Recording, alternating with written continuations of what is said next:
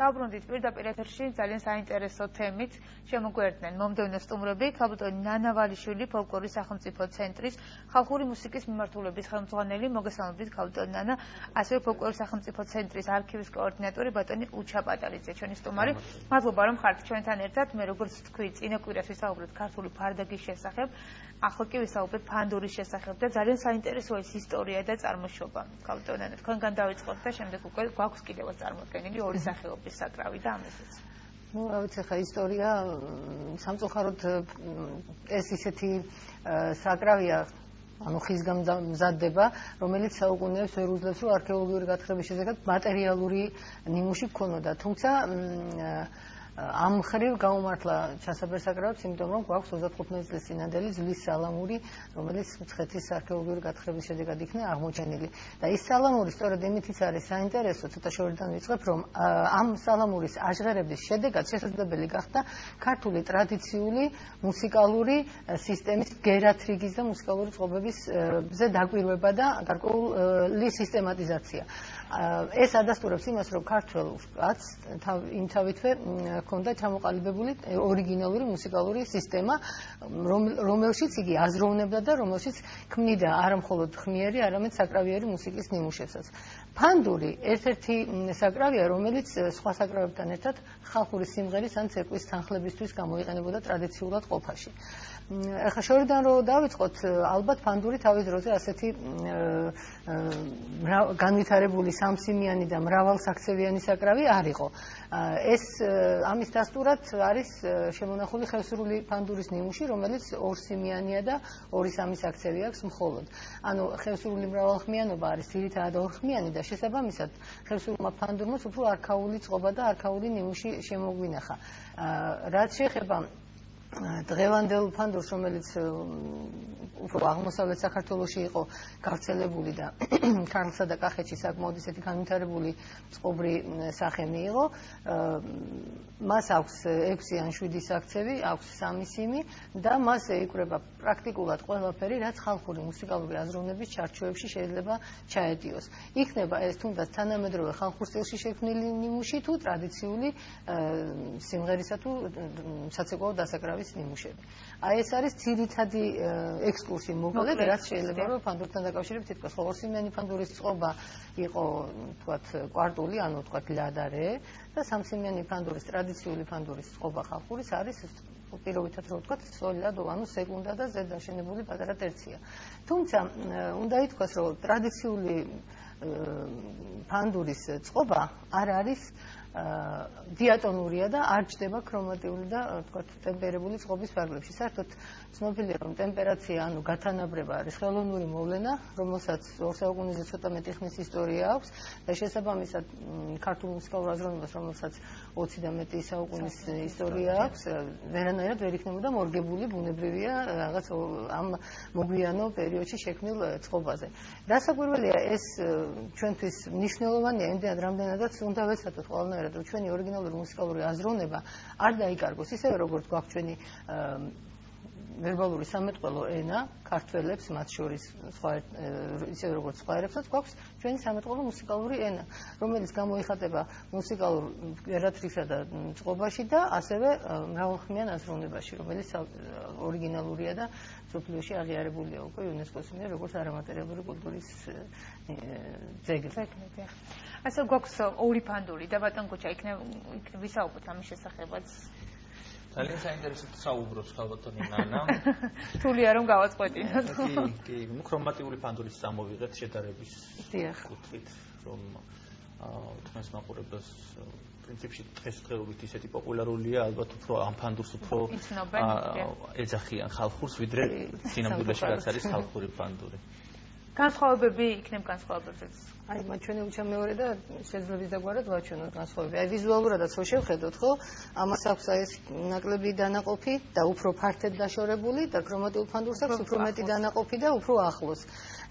და ისინი დაშორებული არიან ქრომატიული ფანდურის დანაყოფები ზუსტად ნახევარტონებით, ანუ ქრომატიული სისტემის მიხედვით და ხალხური კი დიატონურ წყობაზე, ანუ პირობითად რო ვთქვათ, ფლათელტონიანი არა, მაგრამ თანაბრად თითქმის თანაბრად მისდევს ბგერათრიგი ერთი მეორეს და ის რაც ქრომატიულ ფანდურზე დღეს შეიძლება დაიკრას იმ მოსაზრებით, რომ თითქოს ეს განვითარებული ნიმუშებია და ხალხურზე არ დაიკრება, თუ ის ხალხური მუსიკალური აზროვნების ჩარჩოებშია, მერწმუნეთ, რომ ყველაფერი იკრება აბსოლუტურად ხალხურ ფანდურზე და არ შეიძლება იმიტომ, რომ ჩვენ უფრო ინტერნეტის ეპოქაში გვეადვილება თქვათ რომელიმე ლათინური შრიფტის ან სხვა შრიფტის გამოყენება არ შეიძლება საკუთარ ანბანზე უარი ვთქვათ ხო ან კარგად რომ ვიცით ინგლისური არ შეიძლება დავივიწყოთ დედაენა დაახლოებით ასე არის ჩვენი ტრადიციული ფანდური რომელიც ნამდვილად იმსახურებს იმას რომ იყოს აღიარებული როგორც ერთ-ერთი ვირტუოზული და ძალიან საინტერესო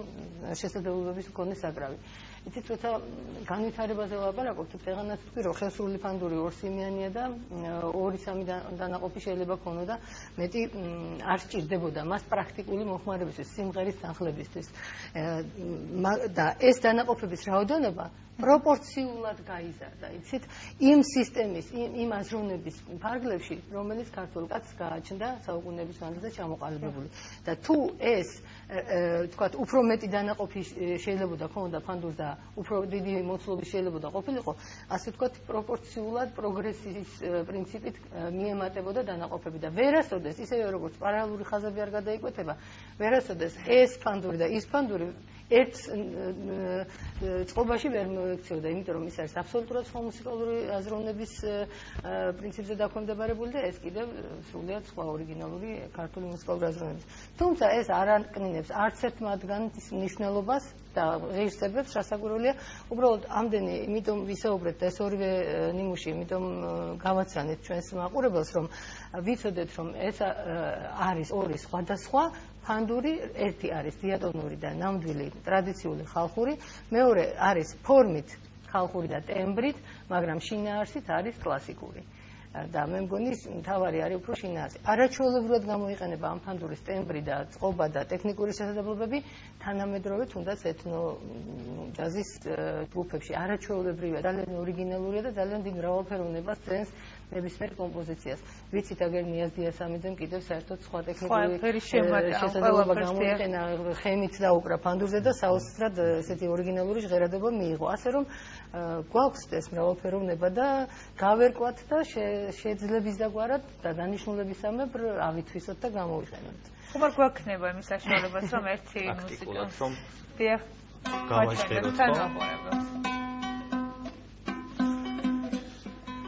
და მასალი რომ ვთქვათ მაინც და მაინც ესეთი აქტიური შემსრულებელი ასე ვთქვათ არ ვარ და ძალიან ბევრი კარგი უკრავს პრაქტიკულად ყველა საკრავს. ფანდურზე დამკვრელი არსებობს საქართველოში, მაგრამ შიგადაშიგ მაინც მეც ბავშვობიდან მქონია შეხება ფანდურთან, როგორც ხალხურთან, ვისარგებლებ შემთხვევით ამ მადლობას გადავუხდით ჩემს მასწავლებელს, ქალბატონ ნათელა გამყრელიძეს, რომელმაც შეგვაყარა ქართული ხალხური საკრავები, დღესაც ასწავლის მთელი და გამოიცა სულ ახლახანს მისი წიგნი თვითმასწავლებელი ხალხურ საკრავებზე, ჩონგურსა და ფანდურში. და ასევე მქონდა შეხება დიდ ქართულ მუსიკოსთან ომარ კელაპტრიშვილთან, რომელიც მეორე მხარეს წარმოადგენდა, ასე ვთქვათ, ქრომატიული ფანდურები, ქრომატიული საკრავთა ორკესტრის ხელმძღვანელობდა და აქედან გამომდინარე დავეუფლე ბავშვობიდან ქრომატიულ საკრავსაც. აი, სანამ დაუგრავს, აი, ორკესტრი ახსენებს, სწორედ ეგ და გამორჩა მთავარი რამ განაპირობა ქრომატიული საკრავების შემოტანა, ასე ვთქვათ, ყოფაში.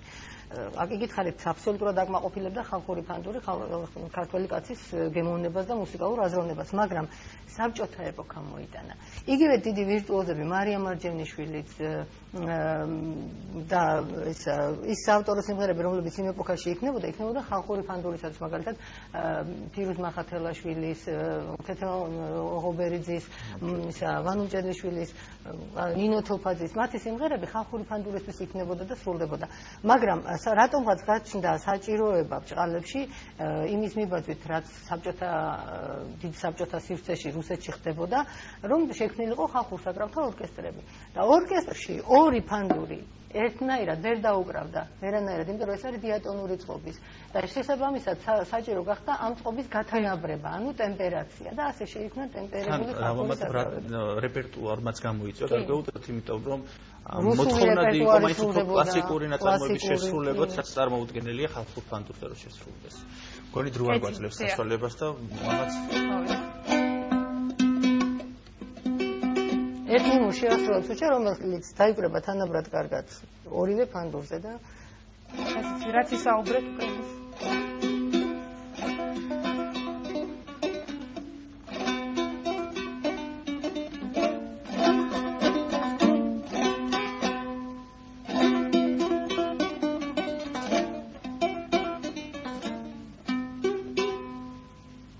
მეორე ფანდურსაც გამოვიყენებთ, მაგრამ